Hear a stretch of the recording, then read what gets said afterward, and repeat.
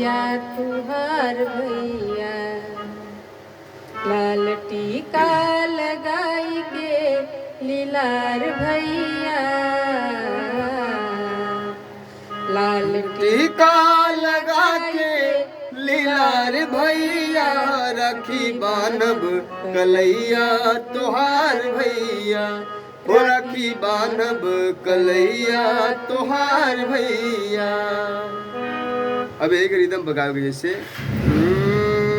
ए भाई बहिनी के आइल त्योहार भैया भाई बहिनी के आइल त्योहार भैया राखी बान्हब हो राखी बान्हब कलैया तोहार भैया। जे ताल बद रहे ना है दोनों भाई खाली टिक टिक में चलत रही ना वो पका ले राखी बान्हब कलैया तोहार भैया हो राखी बान्हब कलैया तोहार भैया। आ जाए धीरे धीरे सब लगाओ ये रिदम मत आओ पकड़ के दे दे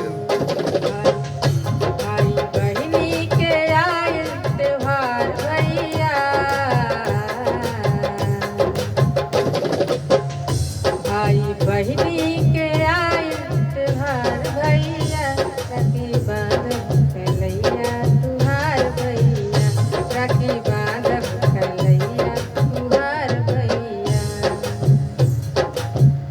लाल टीका लगाई लीलार भैया